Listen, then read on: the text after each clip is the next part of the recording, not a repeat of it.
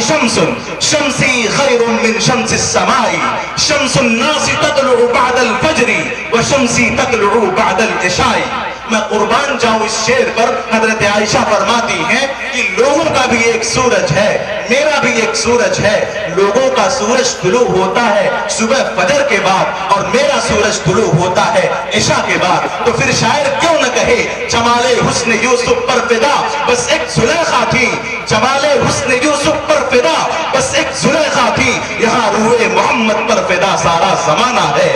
شاعر پھر کیوں نہ کہے تصور میں سراپائے حبیب حق بسائیں گے، تصور میں سراپائے حبیب حق بسائیں گے. دل و دیدہ کی محفل ان کے جلووں سے سجائیں گے اور نگاہوں میں بسا کر حلیہ فخر بنی آدم، نگاہوں میں بسا کر حلیہ فخر بنی آدم. تخیل کے دریچوں سے انہیں دیکھا کریں گے ہم. اور زبان و حسن جمال و حسن کی الفاظ میں تعبیر ناممکن، جمال و حسن کی الفاظ میں تعبیر ناممکن.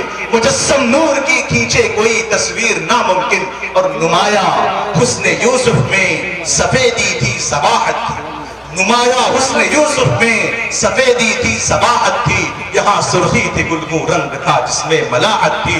پھر شاعر کیوں نہ کہے نہ ایسی زلفیں نہ ایسا چہرہ نہ یوں کسی پر شباب ہوگا، نہ ایسی زلفیں نہ ایسا چہرہ نہ یوں کسی پر شباب ہوگا.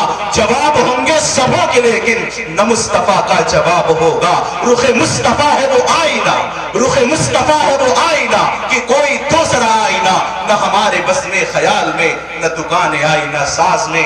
آئیے اس حسین و جمیل آقا کی شان میں نذرانے عقیدت پیش کرنے کے لیے میں گورکھپور سے تشریف لائے ہوئے میرے مہمان شاعر، میرے بہت عزیز دوست حضرت قاری صابر صاحب دامت برکاتہم العالیہ کو اس شعر کے ساتھ دعوت دیتا ہوں کہ بتا پھر آج کیوں، بتا پھر آج کیوں تاروں کی گردش تیز ہے ساقی، بتا پھر آج کیوں تاروں کی گردش تیز ہے ساقی.